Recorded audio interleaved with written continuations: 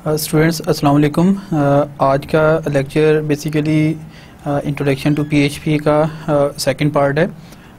हमने previous lecture में PHP का एक ओवरव्यू स्टार्ट किया था। इसमें हमने देखा कि हमें पीएचपी को अपनी लोकल मशीन पे चलाने के लिए हमें किन सॉफ्टवेयर की ज़रूरत है।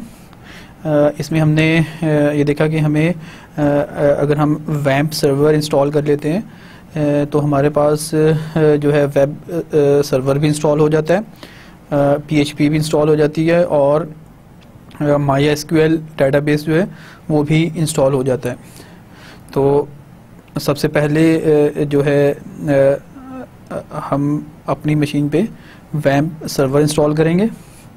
फिर वैम्प सर्वर से रिलेटेड कुछ इश्यूज थे कि समटाइम्स जो वैम्प सर्वर है वो प्रॉपरली काम नहीं करता, जिसमें एक इशू जो था वो Microsoft visual C+ distributable file है जिसे हमने इंस्टॉल करना पड़ता है।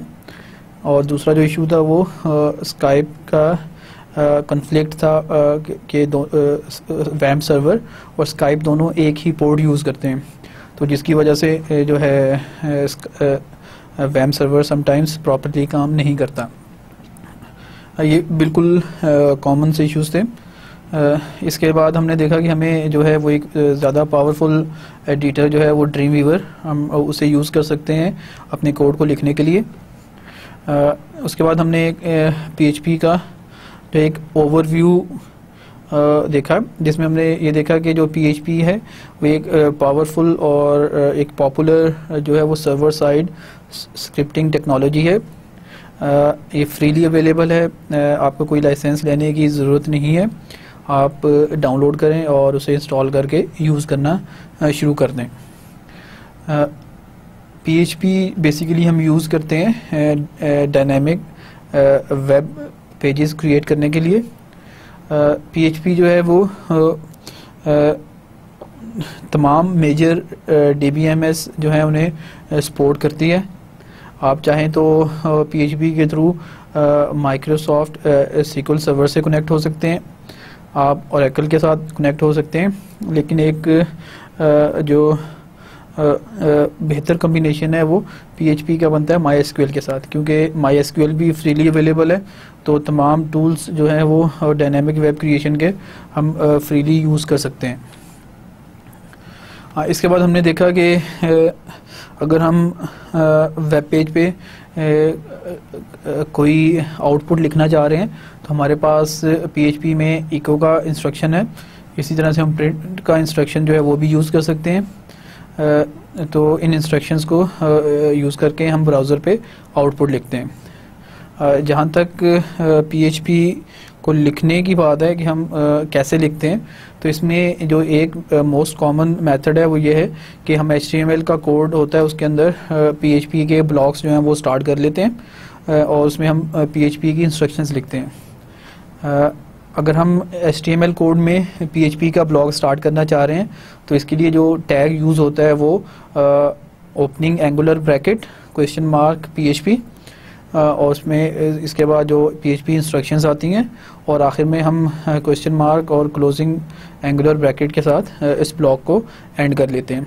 तो इस तरह से जो है हम पीएचपी का एक ब्लॉक स्टार्ट कर सकते हैं और उसे इंस्ट्रक्शंस जो हैं वो लिख सकते हैं HTML कोड के अंदर। इसके कुछ हमने जो अल्टरनेटिव मेथड्स हैं ब्लॉक लिखने के वो भी डिस्कस किए।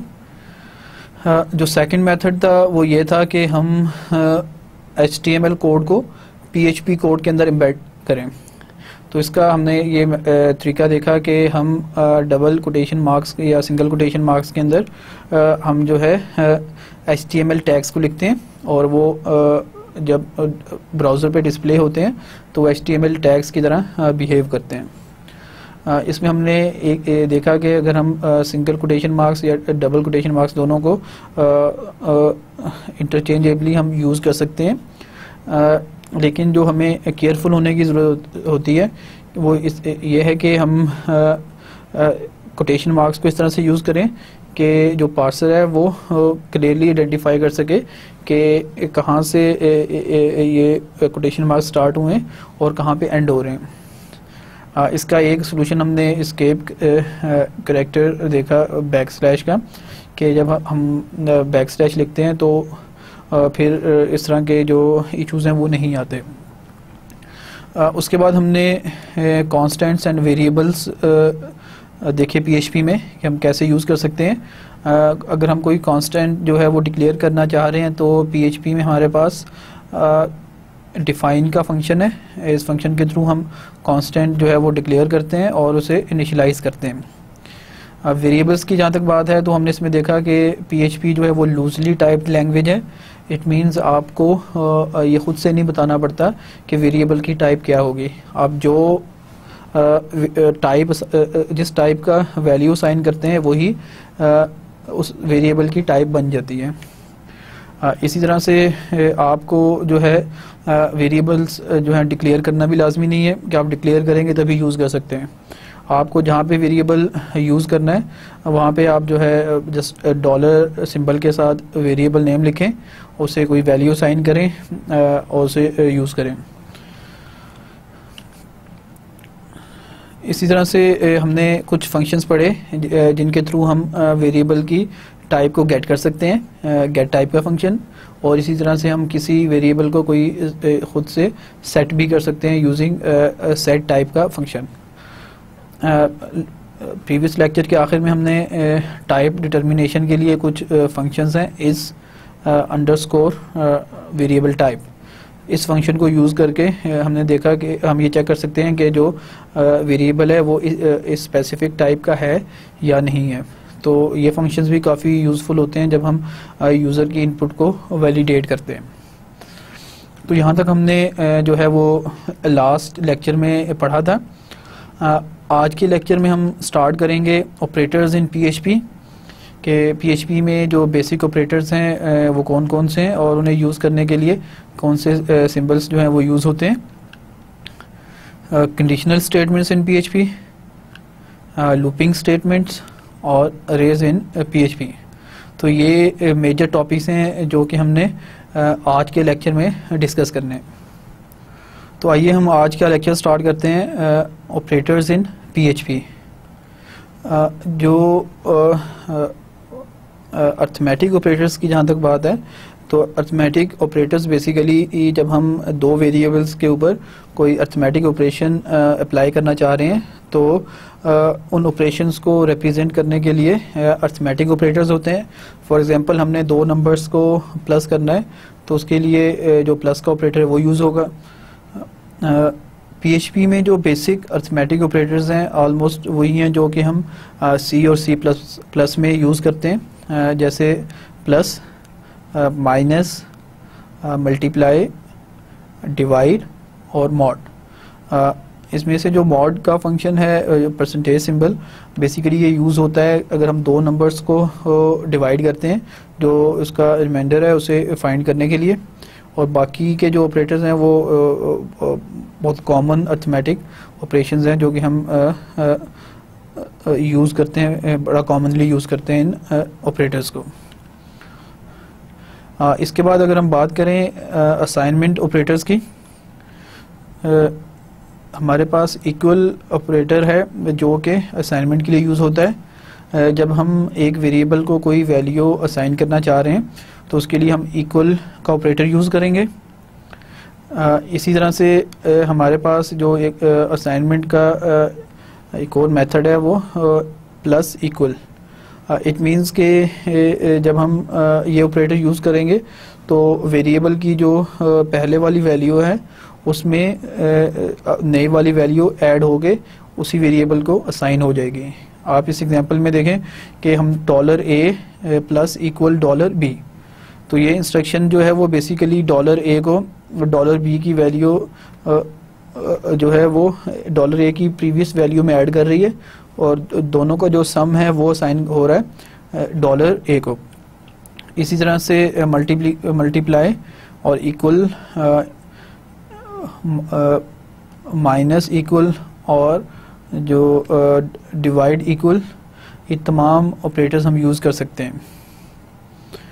एक और इंटरेस्टिंग जो ऑपरेटर है हमारे पास वो है dot equal. Dot equal basically concatenate करता है वैल्यूज़ को। अगर आप एग्जांपल देखें $A डॉट इक्वल $B, तो ये जो इंस्ट्रक्शन है वो $A की वैल्यू के साथ $B की वैल्यू को कंकेटिनेट करेगी और जो आंसर आएगा वो $A को असाइन होगा। इस एग्जांपल में देखें हम इन बेसिक ऑपरेटर्स को यूज़ करते हैं। आप देखेंगे जो PHP का ब्लॉक है उसमें हमने एक वेरिएबल $A डिक्लेयर किया है जिसे हमने 10 वैल्यू असाइन की है। जो सेकंड वेरिएबल है $B उसे हमने एक वैल्यू 10.5 असाइन की है।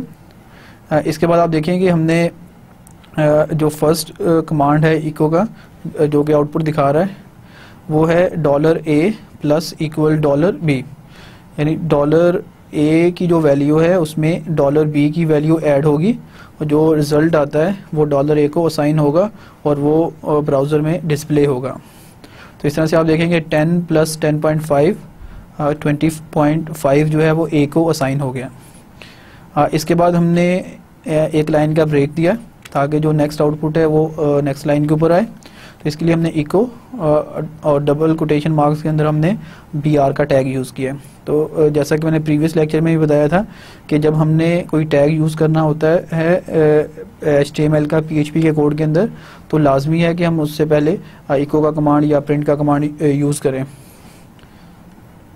इसी तरह से जो लास्ट लाइन है इसमें हमने $A डॉट इक्वल $B, तो इसमें आप देखेंगे $A की जो प्रीवियस वैल्यू है उस वैल्यू में हमने $B की वैल्यू कंकेटिनेट की है और जो रिज़ल्ट हुआ है वो $A को असाइन हुआ है और उसे हमने डिस्प्ले किया है। तो आप देखेंगे $A में जो अभी प्रीवियस वैल्यू है वो है 20.5, उसमें कंकेटिनेट हुआ 10.5, जो रिज़ल्ट आया वो 20.5 10.5। तो ये आउटपुट है कंकेटिनेशन के बाद, वो जो है ब्राउज़र पे डिस्प्ले हो रही है।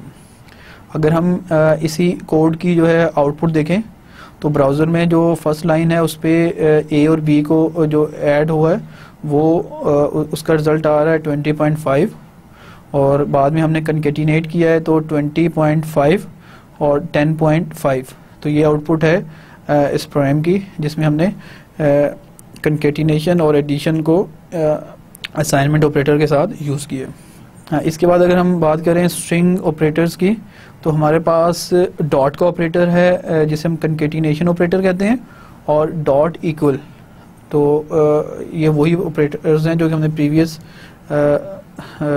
कैटेगरी में भी पढ़े थे। तो बेसिकली स्ट्रिंग्स पे हम ये ऑपरेशंस परफॉर्म कर सकते हैं कि हम दो स्ट्रिंग्स को कंबाइन कर सकते हैं थ्रू डॉट ऑपरेटर, या हम ये कर सकते हैं कि किसी एक वेरिएबल की प्रीवियस वैल्यू के साथ नई जो वैल्यू है उसे कंकेटिनेट कर लें यूजिंग डॉट इक्वल ऑपरेटर। अब आप एग्जांपल लें तो जो वेरिएबल $A है उसे हमने दो स्ट्रिंग्स को कंकेटिनेट किया है और उसे $A को असाइन किया है। तो आप देखें $A is equal to first string है ABCD डॉट EFGH। आप देखेंगे ये जब दोनों कंकेटिनेट होंगी तो $A में जो वैल्यू आएगी वो होगी ABCDEFGH, तो दोनों को मिला के जो वैल्यू बनती है वो $A को असाइन होगी। तो इस तरह से आप देखेंगे हमने दो स्ट्रिंग्स हैं उन पे कंकेटिनेशन का ऑपरेटर जो है वो परफॉर्म किया है। जो नेक्स्ट लाइन है उस पर आप देखेंगे हमने $A dot equal quotation marks के अंदर हमने एक स्ट्रिंग पास की है IJK। तो ये लाइन जो है वो बेसिकली जो $A की प्रीवियस वैल्यू है उसके साथ कंकेटिनेट करेगी IJK को। तो जो रिज़ल्ट आएगा A में वो होगा ABCDEFGH प्रीवियस वैल्यू और IJK करंट वैल्यू। तो इस तरह से हम स्ट्रिंग ऑपरेटर्स को अकॉर्डिंगली यूज़ कर सकते हैं। हाँ, इसके बाद जो हमारे पास नेक्स्ट कैटेगरी है वो इंक्रीमेंट और डिक्रीमेंट ऑपरेटर्स हैं, प्लस प्लस और माइनस माइनस। ये ऑपरेटर्स जो है वो किसी वेरिएबल की वैल्यू में 1 का इंक्रीमेंट या 1 का डिक्रीमेंट करने के लिए यूज़ होते हैं। हमारे पास जो है दो तरह से हम यूज़ कर सकते हैं। एक इंक्रीमेंट होता है, एक इंक्रीमेंट ऑपरेटर जो है वो पोस्ट फिक्स फॉर्म में, और एक होता है प्री फिक्स फॉर्म में। इट मीन जब पोस्ट फिक्स का बाद है तो हम जो ऑपरेटर है उसे वेरिएबल के बाद लिखते हैं। जैसे आप इस एग्जांपल में देखें, $b is equal to $a और देन प्लस प्लस। तो आप देखेंगे हमने वेरिएबल को पहले लिखा है और उसके बाद हमने उसमें जो है इंक्रीमेंट ऑपरेटर जो है ऐड किया है। तो जब ये लाइन एग्जीक्यूट होगी तो $b को $a की प्रीवियस वैल्यू साइन हो जाएगी और उसके बाद उस वैल्यू में 1 का इंक्रीमेंट होगा। इसी तरह से अगर हम नेक्स्ट लाइन को देखें तो इसमें हमने प्रीफिक्स फॉर्म में यूज़ किया है इंक्रीमेंट ऑपरेटर को। तो $b is equal two plus plus $a। तो अब क्या होगा कि जो $a की प्रीवियस वैल्यू है पहले उसमें इंक्रीमेंट होगा और इंक्रीमेंट होने के बाद जो वैल्यू आती है वो वैल्यू जाके असाइन होगी $b को। तो इस तरह से हम पोस्ट फिक्स और प्री फिक्स फॉर्म में इंक्रीमेंट ऑपरेटर्स को यूज़ कर सकते हैं। सिमिलरली जब हम डिक्रीमेंट की बात करें तो इन दोनों फॉर्म्स में हम डिक्रीमेंट ऑपरेटर को भी यूज़ कर सकते हैं। आइए हम एक एग्जांपल में देखते हैं कि हम इन ऑपरेटर्स को, पहले हम कंकेटिनेशन ऑपरेटर को और उसके बाद इंक्रीमेंट और डिक्रीमेंट ऑपरेटर को देखते हैं। आप इस कोड में देखें कि PHP का एक ब्लॉक स्टार्ट हो रहा है। हमने स्किप कर दिया है, जो HTML का पोर्शन है कि इस कोड ब्लॉक से पहले आपने बॉडी का टैग लिखना है और उससे बाकी की जो सेक्शन है वो स्टार्ट होगा और इस कोड के बाद आप बॉडी को ख़त्म करेंगे और HTML को ख़त्म करेंगे।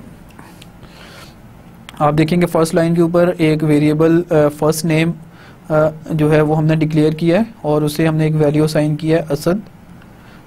जो सेकंड लाइन है उस पर हमने एक second string variable last name जो है वो डिक्लेयर किया है जिसे हमने वैल्यू असाइन की है Mahmood.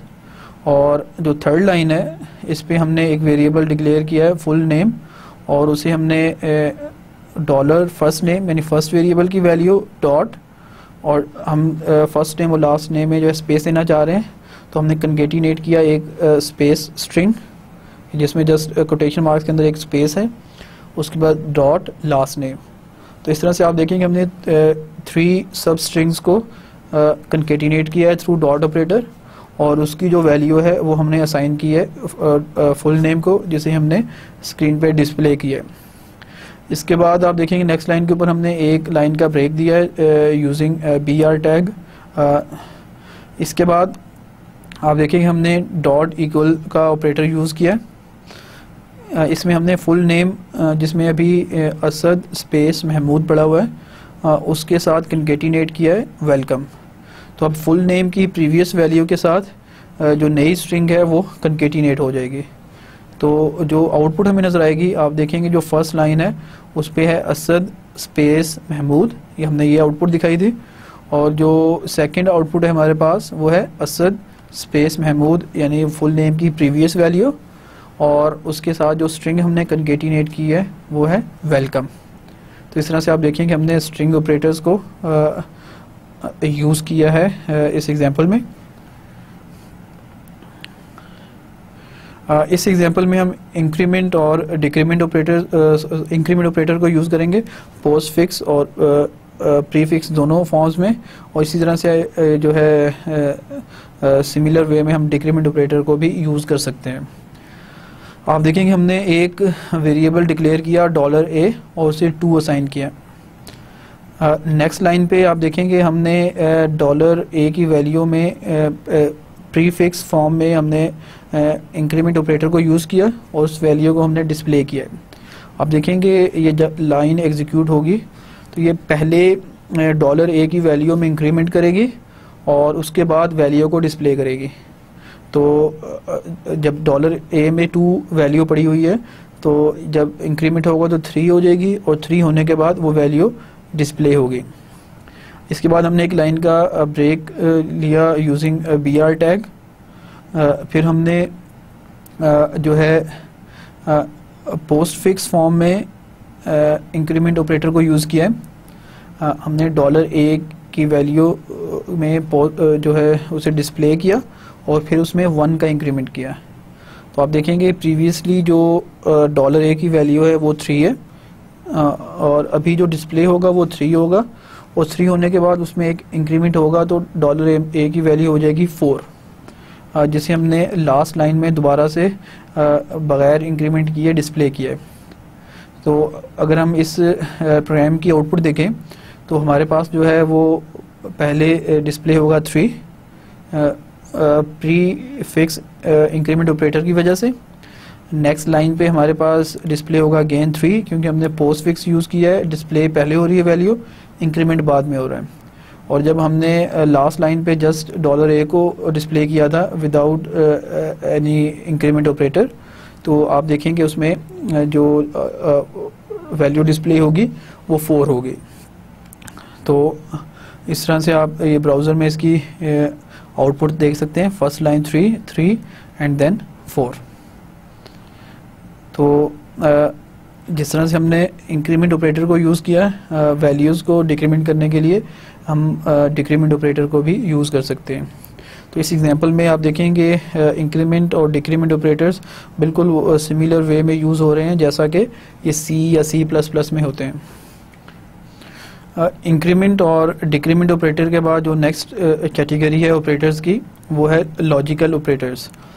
Logical operators basically logical operations दो वेरिएबल्स पे परफॉर्म करने के लिए यूज़ होते हैं। हम जो है वो किसी कंडीशनल स्टेटमेंट के अंदर देखना चाहते हैं कि मल्टीपल जो कंडीशंस हैं वो लॉजिकली क्या रिटर्न कर रही हैं हमें।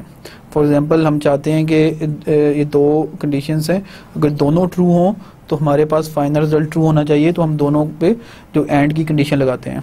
इसी तरह से अगर उन दोनों में से एक भी ट्रू हो तो हम ट्रू रिटर्न करवाना चाहें तो हमारे पास और की कंडीशन है, नॉट नेगेशन के लिए यूज़ होता है, और एक्सॉर जो है वो यूज़ होता है कि जब एग्जैक्टली एक कंडीशन ट्रू हो।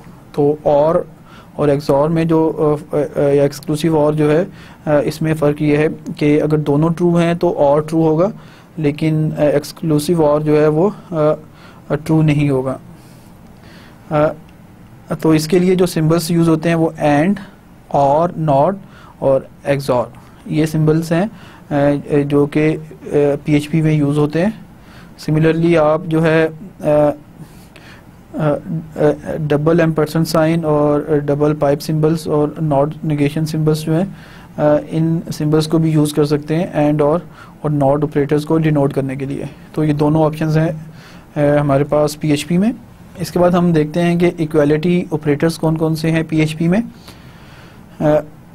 PHP जो है डबल इक्वल सिंबल को यूज़ करती है इक्वालिटी को चेक करने के लिए। इनइक्वालिटी के लिए जो है वो नॉट इक्वल, और इसी तरह से जो इक्वालिटी का एक स्ट्रिक्ट वर्जन है वो 3 टाइम्स इक्वल है। अब देखेंगे हमने जो है जब वेरिएबल्स के बारे में पढ़ा तो हमने कहा कि जो PHP के वेरिएबल्स होते हैं वो लूजली टाइप्ड लैंग्वेज है PHP, आपको टाइप बताना नहीं पड़ता। आप अगर दो वेरिएबल्स की जस्ट वैल्यू को कंपेयर कर रहे हैं तो हम डबल इक्वल यूज़ करेंगे, और अगर हम जो है वैल्यू के साथ टाइप को भी कंपेयर कर रहे हैं तो फिर हम 3 टाइम्स इक्वल जो है उसे यूज़ करेंगे। तो जो 3 टाइम्स इक्वल है उसे हम स्ट्रिक्ट कंपैरिजन ऑपरेटर भी कहते हैं। इसी हम नेक्स्ट स्लाइड पे एग्जांपल देखते हैं जिसमें हम डबल इक्वल और 3 टाइम्स इक्वल को यूज़ करके देखेंगे।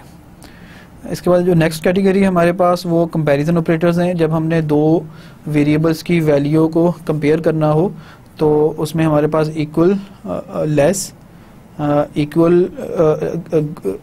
लेस इक्वल और ग्रेटर इक्वल, तो ये 4 कंपैरिजन ऑपरेटर्स हैं हमारे पास जिन्हें हम यूज़ कर सकते हैं वेरिएबल्स की वैल्यू को कंपेयर करने के लिए। इस एग्जांपल में देखें कि जो फर्स्ट लाइन है इसमें हमने एक वेरिएबल डिक्लेयर किया है $a, और उसे वैल्यू असाइन की हमने 5, यानी 5 एक इंटीजर वैल्यू है वो असाइन हुई है $a को। जो सेकंड लाइन है उसमें हमने एक वेरिएबल डिक्लेयर किया है $b, और इसे हमने integer value string value assign किया कोटेशन मार्क्स के अंदर, लेकिन वैल्यू हमने 5 ही असाइन किया है। तो आप देखेंगे जो $A है वो इंटीजर टाइप का है और $B जो है वो स्ट्रिंग टाइप का है, लेकिन उन दोनों की वैल्यू जो है वो सेम है। अगर हम 2 टाइम्स इक्वल कंपेयर करते हैं तो if $A is equal to $B, तो आप देखेंगे इसमें हमने जो इक्वल और एल्स के केस में हमने नॉट इक्वल का मैसेज देना है। तो आप देखेंगे जब ये इंस्ट्रक्शन एग्जीक्यूट होगी तो चूंकि $A और $B की जस्ट वैल्यू कंपेयर हो रही है तो ये हमें ट्रू रिटर्न करेगा, यानी आपको जो रिज़ल्ट आएगा वो आएगा इक्वल।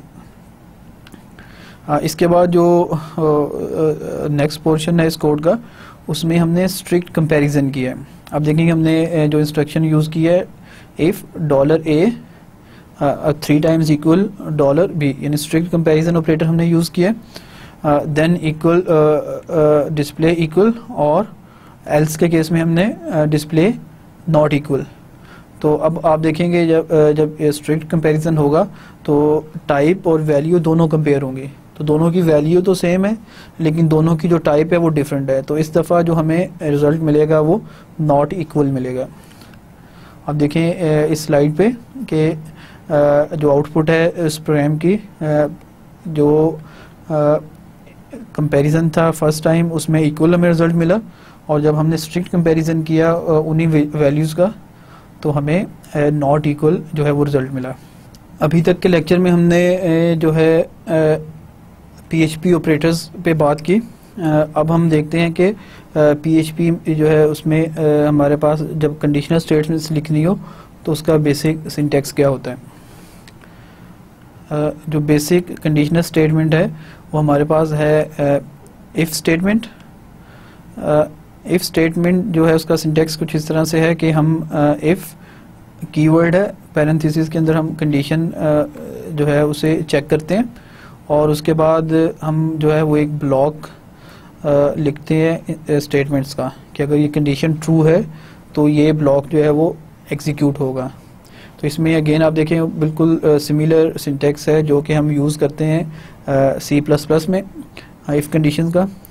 तो अगर हमें कंडीशन ट्रू होने पे जस्ट एक लाइन एग्जीक्यूट करवानी है तो हम बगैर ब्लॉक डिफाइन किए भी यूज़ कर सकते हैं। अगेन ये वही रूल है जो कि C++ में यूज़ होता है। इसके बाद जो सेकंड वर्जन होता है इफ़ स्टेटमेंट का, वो हमारे पास है if else statement. If else statement हम यूज़ करते हैं जब हमें अगर ट्रू हो तो हमने कोई स्पेसिफिक टास्क परफॉर्म करना, अगर स्टेटमेंट ट्रू नहीं है तो हमने कोई जो अल्टरनेट टास्क है वो परफॉर्म करना हो, या जो लाइन ऑफ कोड है वो उसे एग्जीक्यूट करवाना हो, तो उसके लिए हम इफ़ एल्स स्टेटमेंट्स को यूज़ करते हैं।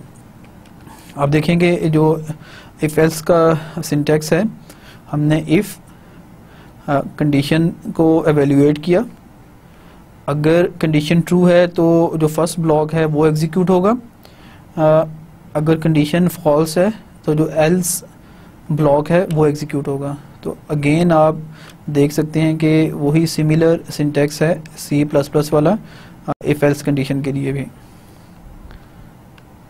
जो थर्ड टाइप की कंडीशनल स्टेटमेंट्स होती हैं वो हमारे पास स्विच स्टेटमेंट है। स्विच स्टेटमेंट हम यूज़ करते हैं जब हमारे पास जो एक वेरिएबल है उसकी कोई लिमिटेड पॉसिबल वैल्यूज़ हों, तो हम हर वैल्यू के अगेंस्ट जो है वो एक ब्लॉक ऑफ कोड लिख लेते हैं कि अगर वेरिएबल की वैल्यू ये है तो ये ब्लॉक एग्जीक्यूट हो, जिसे हम स्विच की स्टेट में केस कहते हैं। तो हम इस तरह से तमाम पॉसिबल केसेस के लिए जो है वो कोड लिख लेते हैं। हमारे पास जो है वो स्विच का कीवर्ड है और उसमें हम जिस वेरिएबल की वैल्यू को कोड करना चाह रहे हैं वो वेरिएबल जो है वो पास करते हैं।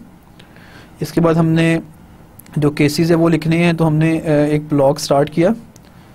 इसके बाद केस ऑप्शन 1 के ये जो वेरिएबल है इसकी पॉसिबल वैल्यूज़ में से जो फर्स्ट वैल्यू है वो अगर ये वैल्यू ट्रू है तो कौन सा ब्लॉक एग्जीक्यूट होगा, यानी क्या एक्शन परफॉर्म होगा।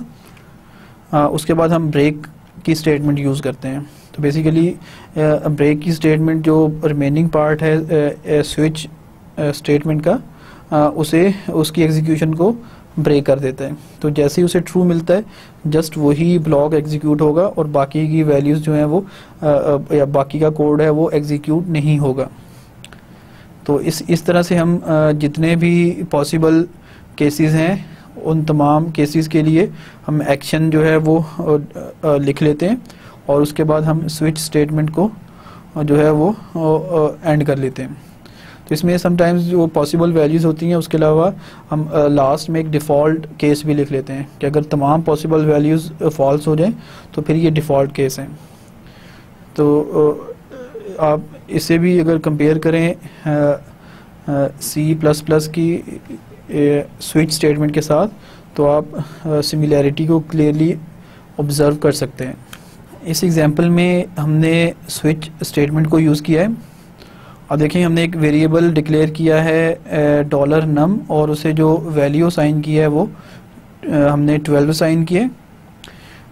उसके बाद हमने एक वेरिएबल डिक्लेयर किया है OPT के नाम से, यानी ऑप्शन के लिए, और इसे हमने जो वैल्यू असाइन की है वो है $num mod 2, यानी जो $num में वैल्यू पड़ी हुई है उसे 2 से डिवाइड करे और जो रिमाइंडर आता है वो साइन हो जाए OPT को।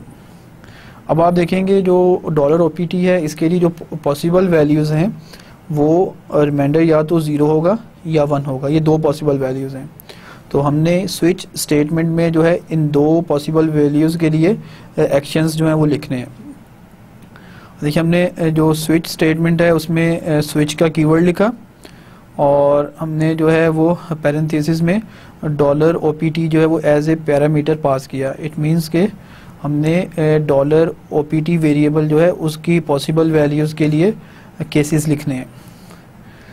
इसके बाद आप स्विच स्टेटमेंट के अंदर जो ब्लॉक है इसे देखें तो इसमें जो फर्स्ट पॉसिबल वैल्यू थी वो 0 था। हमने 0 के लिए केस कीवर्ड है फिर 0 लिखा कॉलन। हमने एक मैसेज डिस्प्ले करवा दिया कि अगर जो OPT है वो 0 है तो जो नंबर था वो इवन नंबर था, और केस 1 के लिए हमने जो है आउटपुट दिखा दी ऑड। जो केस 0 था उसे हमने ब्रेक किया कि अगर ये केस ट्रू होता है तो बाकी का कोड जो एग्जीक्यूट नहीं होगा। तो जो इस स्पेसिफिक एग्जांपल में हमें जो है डिफ़ॉल्ट केस लिखने की ज़रूरत नहीं है क्योंकि जस्ट 2 पॉसिबल वैल्यूज़ थी और दोनों के लिए हमने केसेस जो हैं वो लिख लिए हैं। तो हम कह सकते हैं कि जो 1 है फिर वो डिफ़ॉल्ट केस भी की तरह ट्रीट करेगा। अब आप देखेंगे हमने जो 12 को डिवाइड किया था 2 पे तो हमारे पास रिमाइंडर 0 था, तो 0 वाला केस जो एग्जीक्यूट होगा और उसने जो है वो ब्राउज़र पे इवन जो है वो डिस्प्ले कर दिया और 1 वाला केस जो है वो एग्जीक्यूट नहीं हुआ। कंडीशनल स्टेटमेंट्स के बाद आइए अब हम देखते हैं कि लूपिंग स्टेटमेंट्स जो हैं वो PHP में किस तरह से हम डिफ़ाइन कर सकते हैं। जो बेसिक लूप है वो फॉर लूप है PHP में भी, और while loop, do while loop और फॉर ईच लूप। तो इसमें से देखें आपके फॉर लूप, वाइल लूप और डू वाइल लूप ये वही लूप्स हैं जिन्हें हम ऑलमोस्ट तमाम लैंग्वेजेस में यूज़ करते हैं इंक्लूडिंग C एंड C++। और फॉर ईच लूप जो है वो स्पेशल टाइप का लूप है। हम आने वाली स्लाइड्स में देखते हैं कि फॉर ईच लूप जो है वो कैसे यूज़ होता है और इसका क्या पर्पस होता है। अगर हम बात करें फॉर लूप की तो फॉर लूप जो है वो बेसिकली हम उस टाइम पे यूज़ करते हैं जब हमें पहले से पता होता है कि लूप ने कितनी दफ़ा एग्जीक्यूट होना है। जब हम किसी लूप को pre defined amount of times जो है वो एग्जीक्यूट करना चाहते हैं तो फॉर लूप जो है वो एक बेहतर ऑप्शन है हमारे पास। फॉर लूप का सिंटैक्स जो है कुछ इस तरह से होता है कि हम एक वेरिएबल जिसकी इनिशियल वैल्यू होती है वो डिक्लेयर करते हैं। फिर उस वेरिएबल में हम कंडीशन इम्पोज करते हैं कि अगर ये कंडीशन ट्रू है तो ये लूप एग्जीक्यूट होगा। उसके बाद हमारे पास जो है वो इंक्रीमेंट या डिक्रीमेंट ऑपरेटर होता है। तो आप देखेंगे जब लूप चलता है तो उसमें जो इनिशियल वैल्यू है उसमें इस एग्जांपल में इंक्रीमेंट होगा, और इंक्रीमेंट होते होते जब तक कंडीशन ट्रू रहती है वो लूप चलता रहेगा। तो 0 to 9 यानी 10 टाइम्स जो है वो ये लूप एग्जीक्यूट होगा। उसके बाद हम हर लूप के अंदर कौन सा टास्क परफॉर्म करना है उसके लिए हम स्टेटमेंट्स लिखते हैं। तो जितनी दफ़ा लूप चलेगा ये टास्क जो है उतनी दफ़ा परफॉर्म होगा। और उसके बाद हम जो है लूप को ब्लॉक को क्लोज कर लेते हैं। तो आप देखेंगे बिल्कुल सिमिलर वे में यूज़ होता है फॉर लूप जैसा कि सी और C++ में होता है। इसके बाद हमारे पास जो है वो वाइल लूप है। वाइल लूप यूजली हम उस टाइम पे यूज़ करते हैं जब हमें पहले से ये पता नहीं होता कि लूप ने कितनी दफ़ा एग्जीक्यूट होना है। तो हम लूप के अंदर कोई कंडीशन चेक करते रहते हैं। जैसे ही वो कंडीशन ट्रू होती है फॉल्स होती है तो लूप की एग्जीक्यूशन जो है वो ख़त्म हो जाती है। तो इसका जो सिंटैक्स है हमारे पास वाइल का कीवर्ड है। इसके बाद हम कंडीशन को चेक करते हैं। अगर कंडीशन ट्रू है तो फिर हम जो ब्लॉक है वो एग्जीक्यूट होता है। अब इस ब्लॉक के अंदर ही हम जो है वो यूजुअली इंक्रीमेंट और डिक्रीमेंट ऑपरेटर भी यूज़ करते हैं ताकि जब नेक्स्ट टाइम कंडीशन चेक हो तो वो स्पेसिफिक कंडीशन जो है वो सेम ना रहे, यानी उसमें वही सिमिलर वैल्यू ही दोबारा से चेक ना हो। तो अगर हम इंक्रीमेंट और डिक्रीमेंट ना करें तो एक इनफाइनाइट लूप जो है वो पॉसिबल है कि वो चलना शुरू हो जाएगा और आपका जो सिस्टम है वो हॉल्ट हो जाएगा। जो थर्ड टाइप का हमारे पास लूप है वो डू वाइल लूप है। Do while loop basically while loop की ही एक फॉर्म है, लेकिन जो बेसिक डिफरेंस है वो ये है कि डू लूप जो है वो एक दफ़ा चलता है, क्योंकि डू लूप में हमने एक दफ़ा लूप को एग्जीक्यूट करते हैं और उसके बाद हम कंडीशन चेक करते हैं, जबकि वाइल लूप में हम कंडीशन जो है वो पहले चेक करते हैं, उसके बाद स्टेटमेंट जो है वो एग्जीक्यूट होती है। तो अगर कंडीशन फर्स्ट टाइम ही फॉल्स हो जाए तो लूप एक दफ़ा भी नहीं चलता, लेकिन जो डू वाइल लूप होता है वो पहले एक दफ़ा एग्जीक्यूट होता है और उसके बाद अगर कंडीशन फॉल्स हो जाती है तो फिर वो ब्रेक कर जाएगा, तो लेकिन एक दफ़ा लाजमी एग्जीक्यूट होगा। इसका सिंटेक्स कुछ इस तरह से है कि डू का कीवर्ड होता है, फिर हमारे पास ब्लॉक ऑफ स्टेटमेंट्स होता है। अगर हमने कोई इंक्रीमेंट डिक्रीमेंट करना है वो उसका जो ऑपरेटर्स हैं वो यूज़ होंगे, और उसके बाद जो है वो वाइल की कंडीशन जो है वो एग्जीक्यूट होगी। तो अगर कंडीशन ट्रू है तो दोबारा ये लूप चलेगा, वरना जो लूप है वो एग्जिट कर जाएगा। तो आप देखेंगे ये जो तीन बेसिक लूप्स हैं वो ऑलमोस्ट सिमिलर वे में यूज़ होते हैं जैसा कि तमाम लैंग्वेजेस में होता है, इंक्लूडिंग C एंड C++। जो यूनिक टाइप का लूप है PHP में वो फॉर ईच लूप है। For each loop basically arrays की वैल्यू को रीड करने के लिए यूज़ होता है। तो हम फॉर ईच लूप को जो है एक अरे पास करते हैं और वो इंटायर अरे को जो है वो रीड करता है। तो इसमें हमें ख़ुद से ये नहीं बताना पड़ता कि अरेज की कितनी वैल्यूज़ को आपने रीड करना है या अरेज में कितनी वैल्यूज़ हैं। तो हमने फॉर ईच लूप एग्जीक्यूट किया और तमाम की तमाम वैल्यूज़ जो हैं वो ऑटोमेटिकली रीड हो जाएंगी। फॉर ईच लूप को हम नेक्स्ट एग्जांपल में देखेंगे और इसके सिंटैक्स पे भी हम डिस्कस करेंगे कि फॉर ईच लूप कैसे यूज़ किया जाता है। इस एग्जांपल में हमने फॉर लूप और वाइल लूप को यूज़ किया है। आप फर्स्ट ब्लॉक देखेंगे, फॉर लूप के लिए हमने एक वेरिएबल i जो है उसे 0 से इनिशियलाइज़ किया है और कंडीशन हमने चेक की है कि जब तक i <5 है तो ये लूप जो है वो एग्जीक्यूट होता रहे। और उसके बाद हमने $i जो है उसमें इंक्रीमेंट किया, तो आप देखेंगे 0 to 4 कंडीशन ट्रू रहेगी 5 टाइम्स, और जैसे ही 5 होगा तो कंडीशन फॉल्स होगी, तो लूप जो है वो एग्जीक्यूट होना ख़त्म हो जाएगा। इसके बाद हमने जो स्टेटमेंट्स एग्जीक्यूट करवानी है वो जस्ट एक मैसेज है आई लव PHP प्रोग्रामिंग, और उसके साथ हमने BR का टैग यूज़ किया। तो देखिए जब लूप चलेगा तो मैसेज डिस्प्ले होगा और फिर एक लाइन का जो है वो ब्रेक आ जाएगा। तो हमारे पास जो आउटपुट है वो 5 टाइम्स ये मैसेज एग्जीक्यूट होगा और वो 5 लाइंस के ऊपर आउटपुट नज़र आएगी।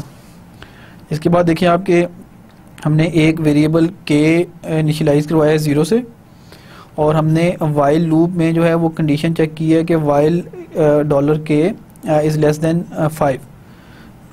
फिर हमने एक मैसेज डिस्प्ले करवाया अगेन ब्रेक लाइन के साथ, और जो k है उसकी वैल्यू में इंक्रीमेंट कर रहे हैं। तो आप देखें कि इनिशियली k की वैल्यू 0 है, जैसे लूप चलता रहेगा k की वैल्यू इंक्रीमेंट होती रहेगी, और जब 5th टाइम लूप चलेगा तो k की वैल्यू जो है वो 5 हो जाएगी। अब जब वाइल की कंडीशन चेक होगी तो k की वैल्यू जो है वो इक्वल टू 5 है, लेस नहीं है, तो कंडीशन फॉल्स होगी और लूप जो है वो एग्जिट हो जाएगा। अगर आउटपुट देखें आप तो हमारे पास 5 टाइम जो मैसेज आ रहा है वो I love PHP programming for loop की आउटपुट है, और जो नेक्स्ट 5 लाइंस है हमारे पास वो वाइल लूप की आउटपुट है। तो इस तरह से आप देखें कि हमने ऑलमोस्ट सिमिलर वे में यूज़ किया है फॉर लूप को और वाइल लूप को, जैसा कि बाकी कॉमन लैंग्वेजेस में होता है। इस एग्जांपल में हमने फॉर ईच लूप को यूज़ किया है, जैसा कि प्रीवियस स्लाइड में मैंने बताया कि हम एक इंटायर अरे को रीड करने के लिए जो है फॉर ईच लूप यूज़ करते हैं। सबसे पहले आप देखेंगे हमने एक अरे डिक्लेयर की है $players के नाम से, और इसमें हमने जो 3 वैल्यूज़ हैं मोहम्मद यूसुफ, यूनुस खान और मोहम्मद हफीज़, ये 3 वैल्यूज़ हमने ऐड की हैं इस अरे के अंदर, और इसके लिए हमने अरे का फंक्शन यूज़ किया है। हम नेक्स्ट टॉपिक में देखेंगे कि अरेज को हम कैसे डिफ़ाइन कर सकते हैं। इसके बाद हमने एक हेडिंग जो है वो इको के कमांड के थ्रू लिखा है कि माई फेवरेट प्लेयर्स आर, और इसे हमने जो स्टाइल किया है ब्लू कलर के साथ। तो आपके पास एक हेडिंग लिखी हुई आएगी माई फेवरेट प्लेयर्स आर, और उसके बाद आप देखेंगे हमने जो है फॉर ईच लूप यूज़ किया है अरे की वैल्यूज़ को रीड करने के लिए। फॉर ईच का कीवर्ड है, इसमें हमने पहले $players जो है वो अरे जो है उसे पास किया है, एज का कीवर्ड है, और $player का हमने एक वेरिएबल डिक्लेयर किया। आप देखें कि जो वैल्यूज़ रीड होंगी वो $player में जो है स्टोर होंगी, और उन वैल्यूज़ की बेस के ऊपर जो है हम लूप के अंदर कंडीशंस भी लगा सकते हैं और वैल्यूज़ को वैलिडेट भी कर सकते हैं। इस एग्जांपल में आप देखेंगे हमने जस्ट जो प्लेयर वेरिएबल में वैल्यूज़ आ रही हैं उन्हें हमने डिस्प्ले किया।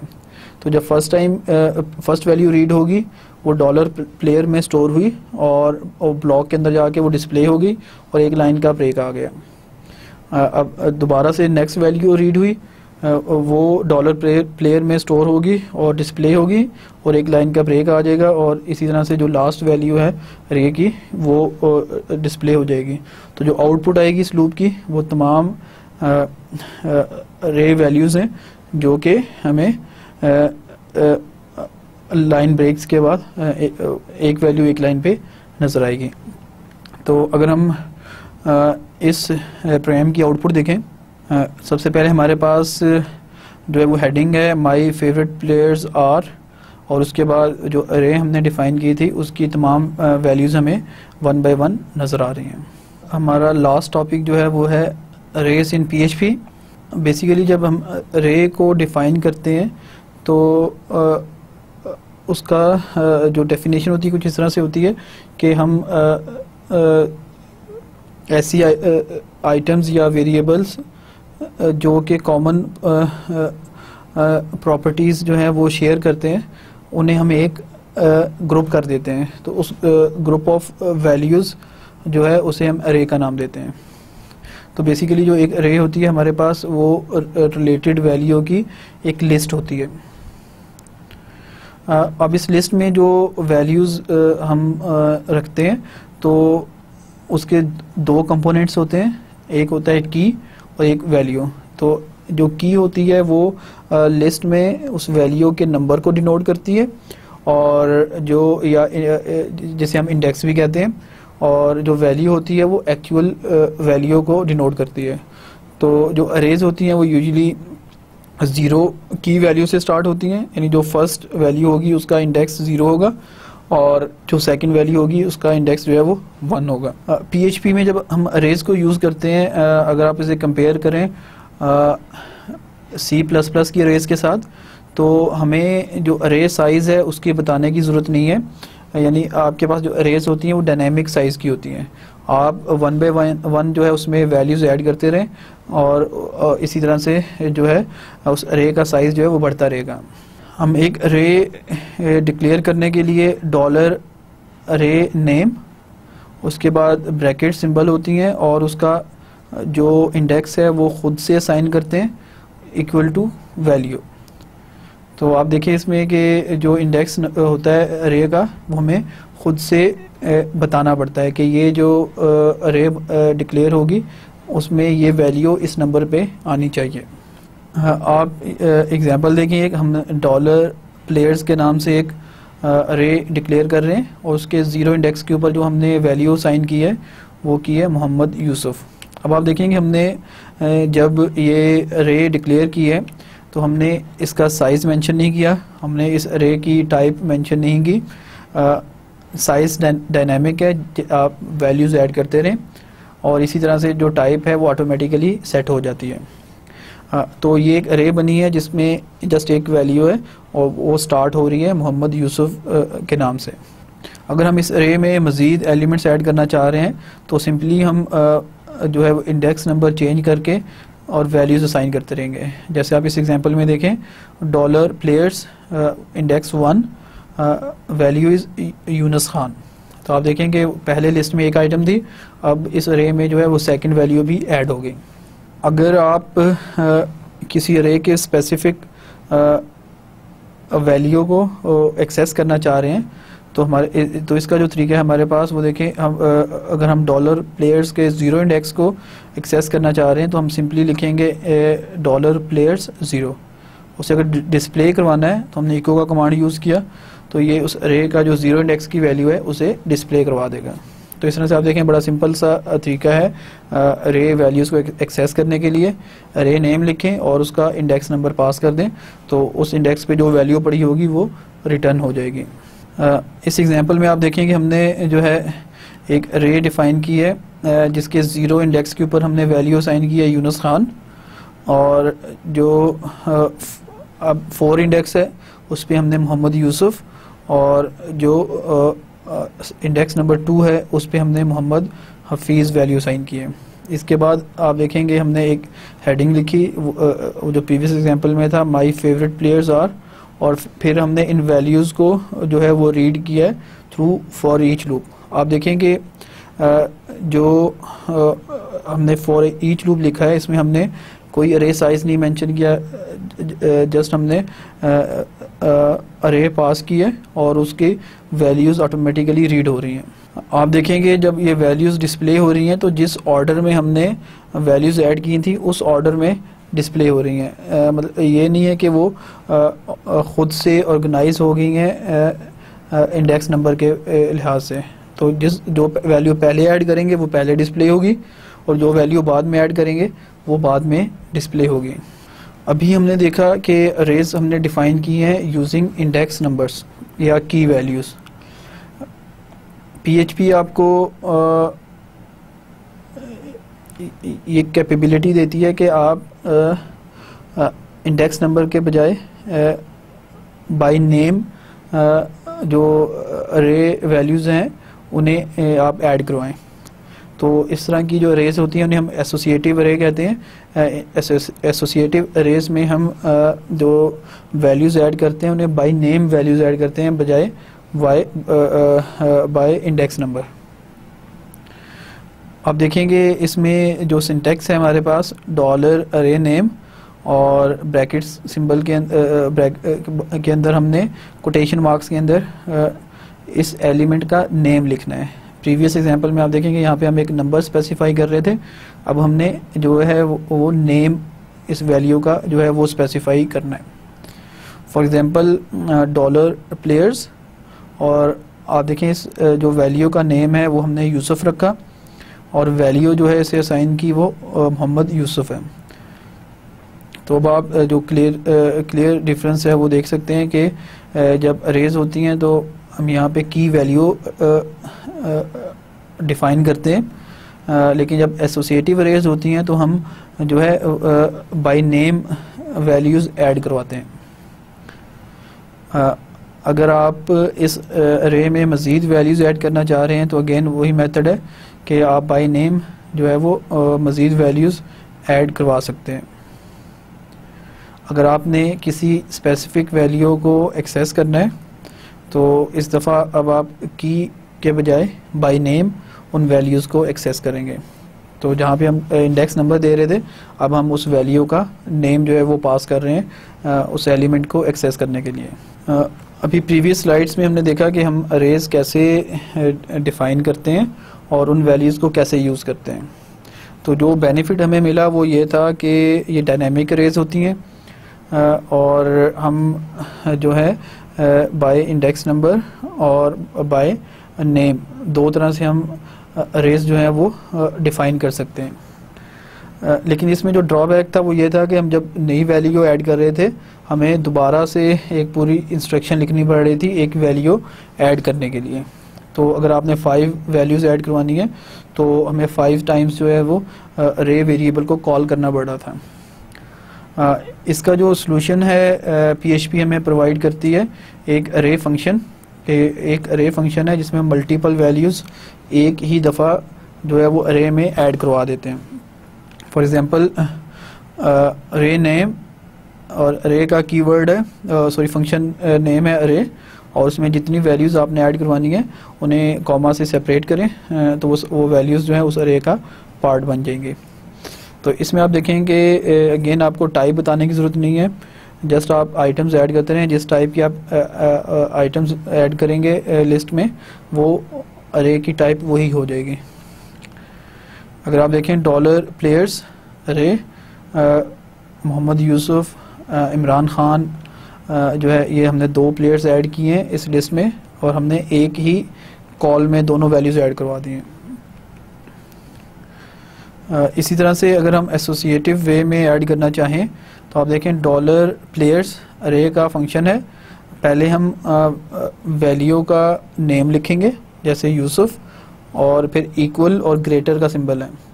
तो ये जो सिंबल है ये इस नेम की वैल्यू को डिफ़ाइन करने के लिए यूज़ हो रहा है। तो आप देखेंगे हमने साथ में मोहम्मद यूसुफ लिखा, तो यूसुफ जो है वो इस वैल्यू का नेम है जो कि इंडेक्स की जगह यूज़ होगा और जो मोहम्मद यूसुफ है वो वैल्यू है।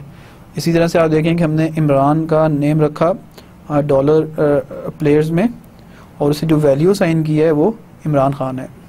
तो दोनों अरेज को आप कंपेयर करें कि दोनों अरेज में हमने दो वैल्यूज़ ऐड की हैं यूजिंग अरे फंक्शन।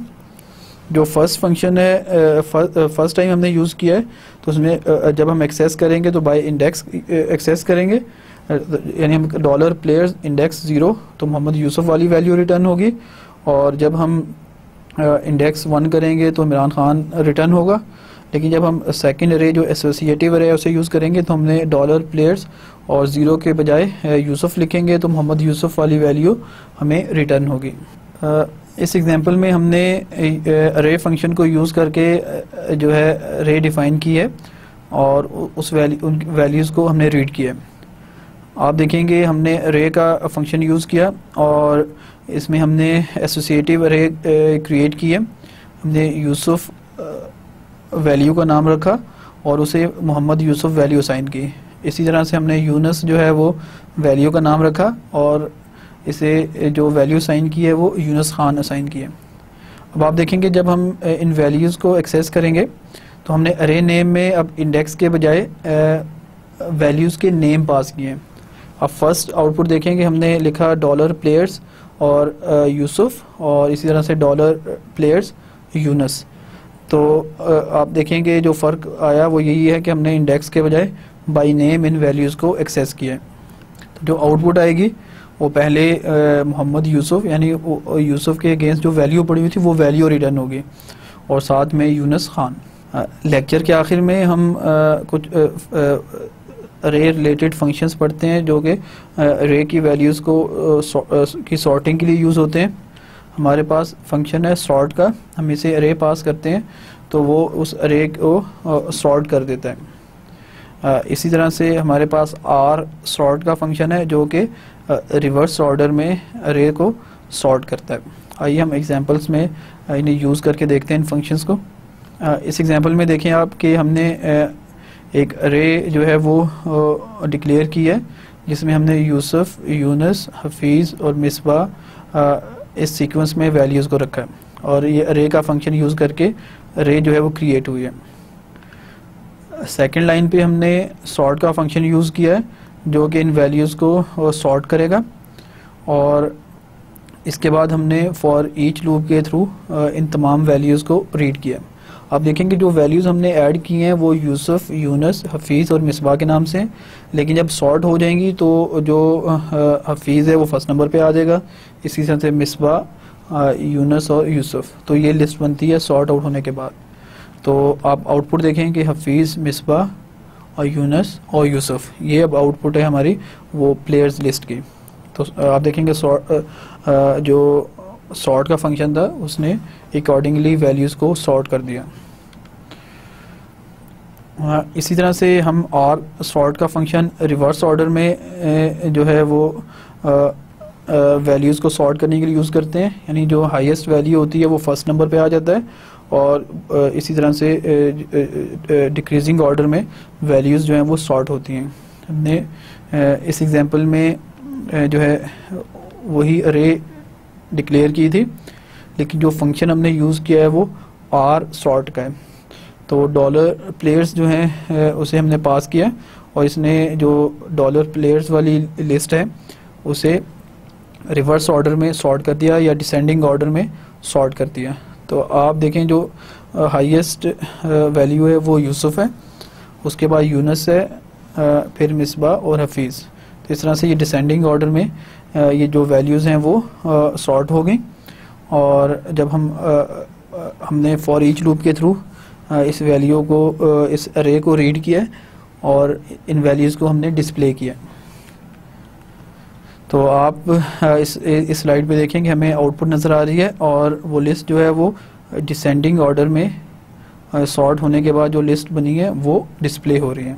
और लेक्चर के आखिर में हम आज के लेक्चर को समराइज़ करते हैं।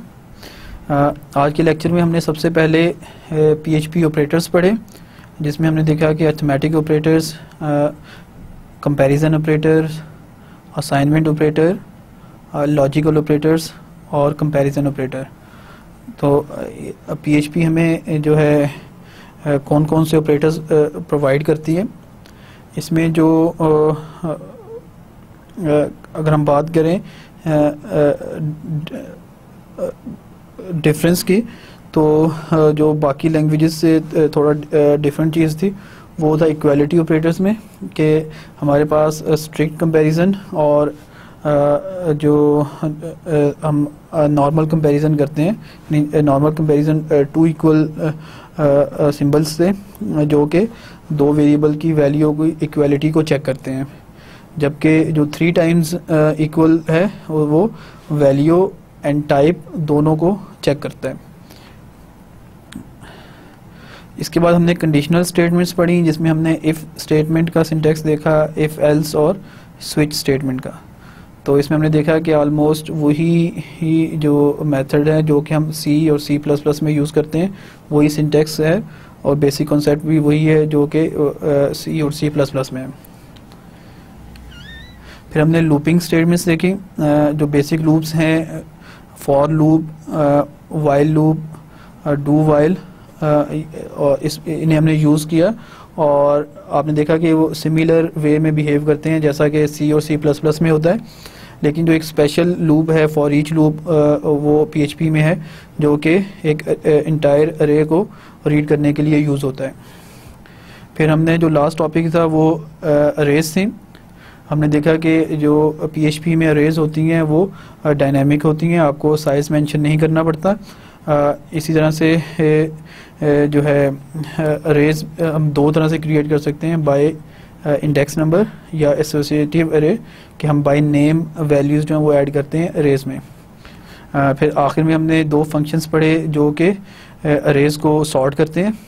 अगर आप आज के लेक्चर से रिलेटेड मज़ीद मटेरियल स्टडी करना चाहें तो जो दो बुक्स हमने मेंशन की हैं रॉक्स पब्लिशर्स की, उसका चैप्टर नंबर 2, और जो ए प्रेस पब्लिशर्स हैं उसका बुक का चैप्टर नंबर 5, इन चैप्टर्स में आप इस टॉपिक से रिलेटेड मटेरियल देख सकते हैं। इसके साथ ही हम आज के लेक्चर को ख़त्म करते हैं। इंशाल्लाह नेक्स्ट लेक्चर में हम देखेंगे कि हम वेब पेजेस में डाटा को कैसे पास करते हैं, यानी एक पेज से दूसरे पेज पे डाटा कैसे सेंड होता है।